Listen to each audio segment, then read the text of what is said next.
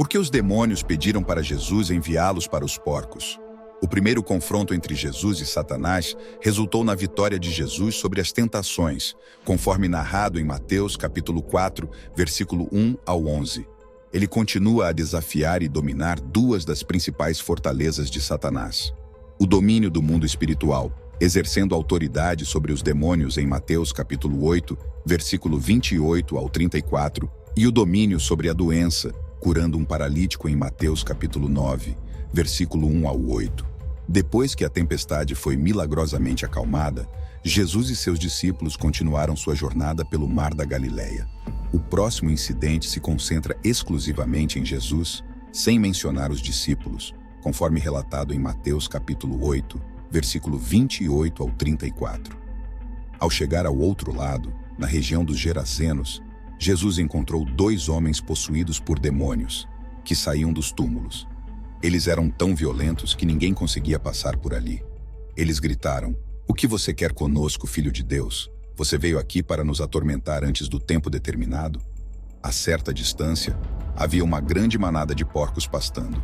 Os demônios imploraram a Jesus: "Se nos expulsar, envie-nos para a manada de porcos." Ele disse a eles: "Vão." Eles saíram e entraram nos porcos. E toda a manada correu pela ribanceira íngreme para o lago e morreu na água. Aqueles que cuidavam dos porcos fugiram e foram até a cidade para relatar tudo, incluindo o que havia acontecido com os homens possuídos por demônios. Então, toda a cidade saiu para encontrar Jesus e, quando o viram, imploraram para que ele deixasse sua região. Mateus ainda direciona nossa atenção para Jesus, respondendo à pergunta exasperada: "Que tipo de homem é este?" O grupo chega a outra margem, na região dos Gerazenos. Jesus está agora na Decápolis, um território predominantemente gentil, o que explica a presença de porcos, um animal considerado impuro pelos judeus. Quando Jesus chega na região de Gadara, 2 homens possuídos por demônios vindos dos túmulos o encontram, conforme relatado em Marcos capítulo 5, versículo do 1 ao 20, e Lucas capítulo 8, versículo 26 ao 39. Em Marcos capítulo 5, versículo do 1 ao 20, chegaram ao outro lado do mar, na região dos Gerazenos, e um homem possuído por um espírito impuro encontrou Jesus saindo dos túmulos. Este homem vivia nos túmulos e ninguém podia contê-lo, nem mesmo com correntes, pois ele tinha sido muitas vezes acorrentado de pés e mãos, mas ele rasgava as correntes e quebrava os ferros em seus pés. Ninguém era forte o suficiente para subjugá-lo. Noite e dia, entre os túmulos e nas colinas, ele gritava e se cortava com pedras. Quando viu Jesus de longe, ele correu e caiu de joelhos diante dele, gritando em alta voz: "O que você quer comigo, Jesus, Filho do Deus Altíssimo? Em nome de Deus, não me torture." Pois Jesus tinha dito a ele: "Saia deste homem, seu espírito impuro." Então Jesus perguntou a ele: "Qual é o seu nome?" "Meu nome é Legião," ele respondeu, "porque somos muitos." E ele implorou a Jesus repetidamente para não mandá-los para fora da área. Uma grande manada de porcos estava se alimentando na encosta próxima. Os demônios imploraram a Jesus: "Envie-nos para os porcos, permita-nos entrar neles." Ele lhes deu permissão, e os espíritos impuros saíram e entraram nos porcos. A manada, cerca de 2.000 porcos, correu pela margem íngreme para o lago e se afogou. Aqueles que cuidavam dos porcos fugiram e relataram isso na cidade e nos campos, e as pessoas saíram para ver o que tinha acontecido. Quando chegaram a Jesus, viram um homem que tinha sido possuído pela legião de demônios sentado lá, vestido e em perfeito juízo, e ficaram com medo. Aqueles que tinham visto contaram às pessoas o que tinha acontecido com o homem possuído por demônios e sobre os porcos também.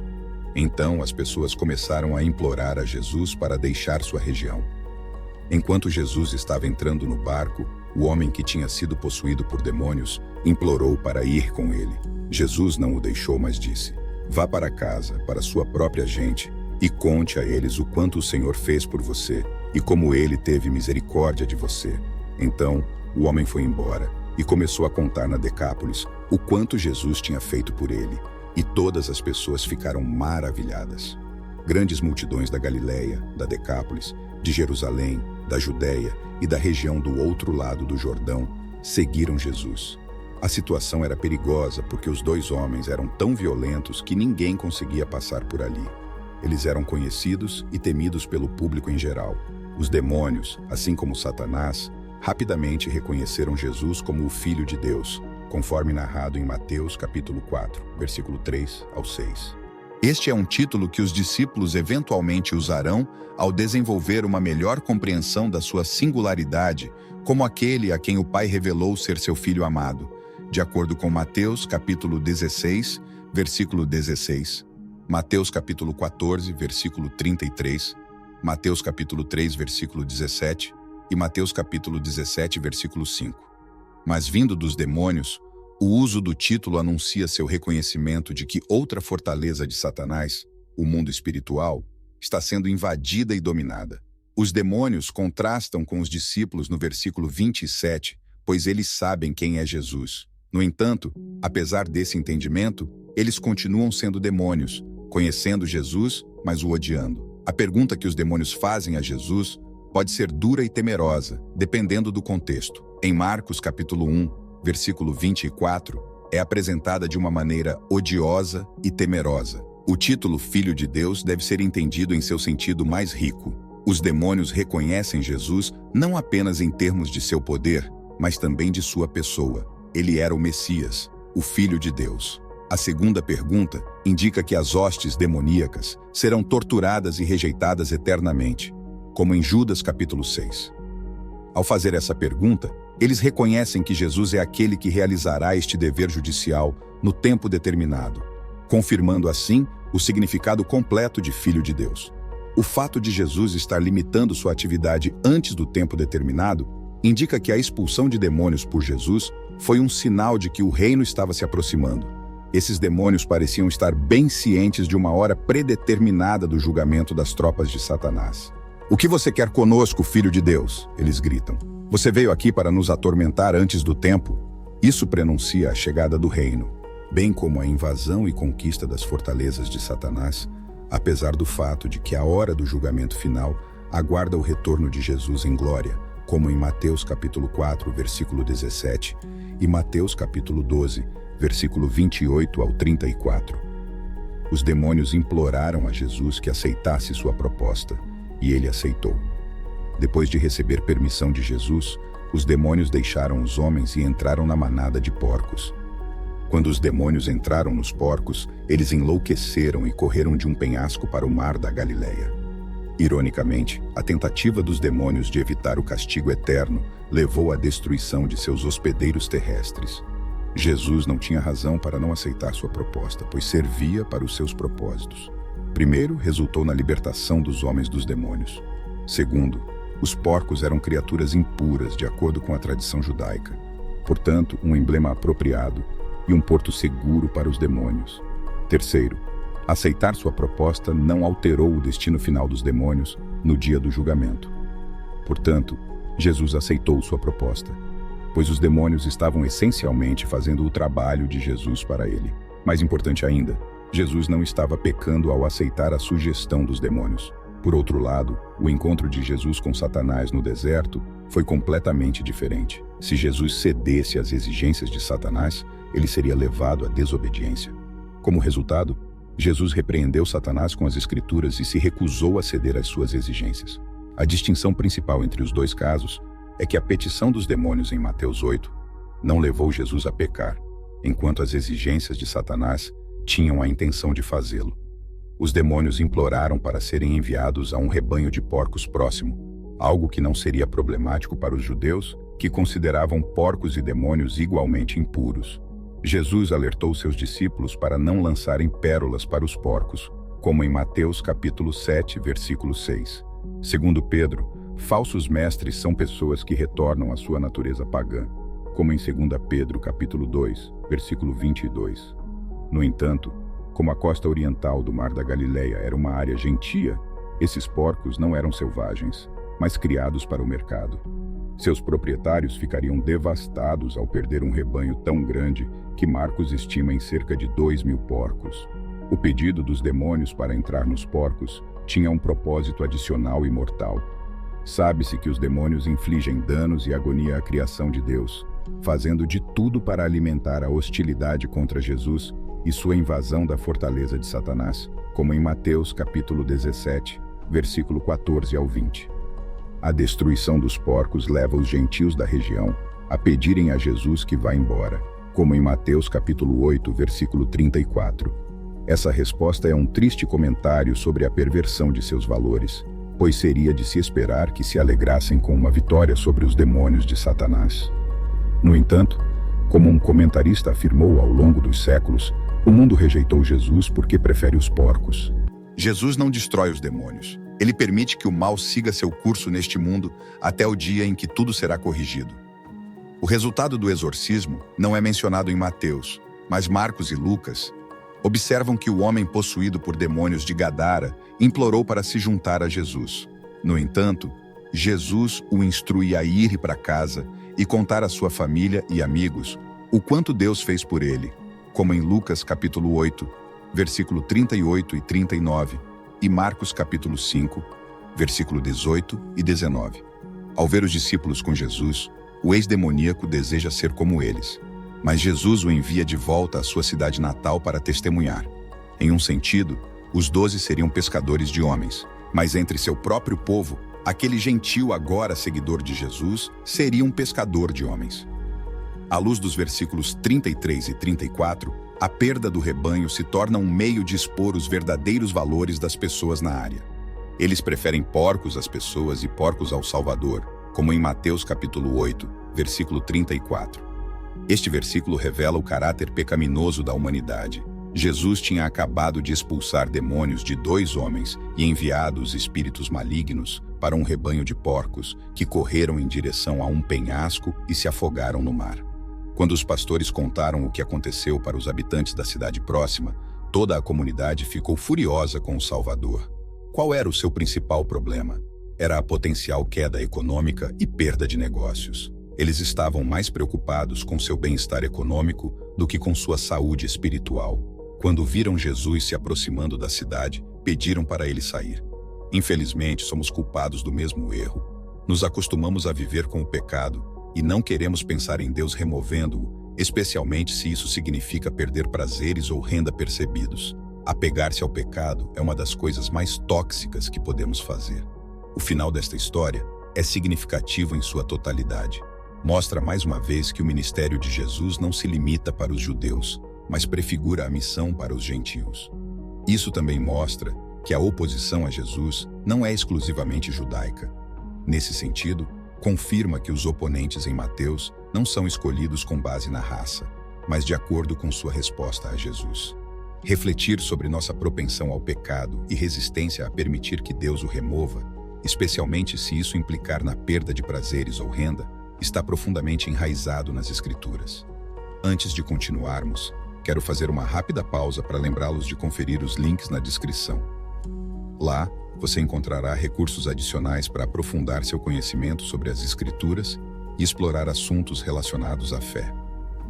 Esses materiais são selecionados para ajudar você a fortalecer sua jornada espiritual e a compreender melhor os ensinamentos bíblicos. Não deixe de dar uma olhada e aproveitar esses valiosos conteúdos.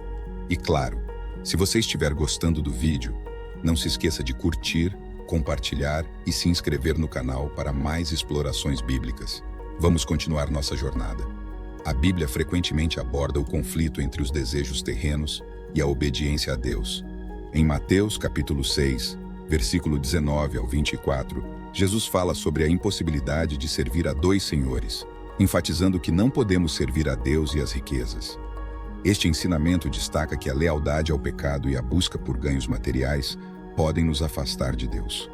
A história de Gadara, onde os habitantes preferem sua economia baseada nos porcos a Jesus, ilustra um padrão recorrente nas Escrituras, onde as pessoas muitas vezes escolhem interesses mundanos em vez do que é espiritualmente correto.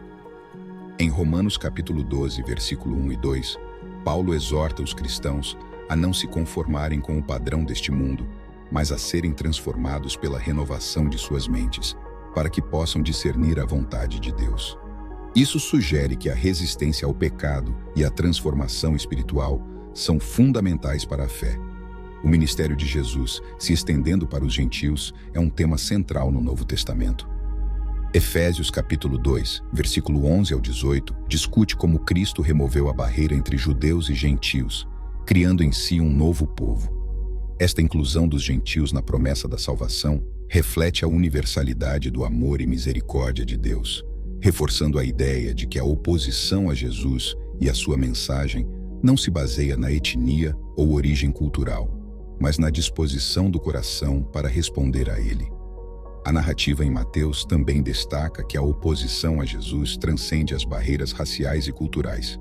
Nos Atos dos Apóstolos, vemos que o Evangelho se estende além das fronteiras judaicas, alcançando várias culturas e povos. Em Atos, capítulo 10, por exemplo, Pedro tem uma visão que o leva a entender que o Evangelho é para todos, não apenas para os judeus. Isso demonstra que a mensagem de Jesus é inclusiva, chamando todas as pessoas, independentemente de sua origem, ao arrependimento e a se voltarem para Deus. Portanto, o episódio de Gadara e as lições subsequentes destacam um princípio fundamental do cristianismo. A salvação e a verdade de Deus estão abertas a todos, e o verdadeiro obstáculo é a relutância humana em abandonar o pecado e seguir a Cristo. Esta verdade desafia os seguidores de Cristo a examinarem as prioridades e lealdades de suas próprias vidas, alinhando-as com os ensinamentos e o exemplo de Jesus. Em conclusão, nossa pergunta do dia é: quando você sentiu a presença de Deus pela primeira vez? Comente abaixo e se inscreva no canal. Fique à vontade para assistir a outros vídeos do canal. Que Deus te abençoe. Esta verdade desafia os seguidores de Cristo a revisarem as prioridades e lealdades em suas vidas, alinhando-as com os ensinamentos e o exemplo de Jesus. Em conclusão, nossa pergunta do dia é: quando você sentiu a presença de Deus pela primeira vez? Comente abaixo e se inscreva no canal. Fique à vontade para assistir a outros vídeos do canal. Que Deus te abençoe. Efésios capítulo 2, versículo 11 ao 18, discute como Cristo removeu a barreira entre judeus e gentios, criando em si um novo povo. Esta inclusão dos gentios na promessa da salvação reflete a universalidade do amor e misericórdia de Deus. Reforça a ideia de que a oposição a Jesus e a sua mensagem não se baseia na etnia ou origem cultural, mas na disposição do coração para responder a ele. A narrativa em Mateus também destaca que a oposição a Jesus transcende as barreiras raciais e culturais. Nos Atos dos Apóstolos, vemos que o Evangelho se estende além das fronteiras judaicas, alcançando várias culturas e povos. Em Atos 10, por exemplo, Pedro tem uma visão que o leva a entender que o Evangelho é para todos, não apenas para os judeus. Isso demonstra que a mensagem de Jesus é inclusiva, chamando todas as pessoas, independentemente de sua origem, ao arrependimento e a se voltarem para Deus. Portanto, o episódio de Gadara e as lições subsequentes destacam um princípio fundamental do cristianismo. A salvação e a verdade de Deus estão abertas a todos, e o verdadeiro obstáculo é a relutância humana em abandonar o pecado e seguir a Cristo. Esta verdade desafia os seguidores de Cristo a examinarem as prioridades e lealdades de suas próprias vidas, alinhando-as com os ensinamentos e o exemplo de Jesus.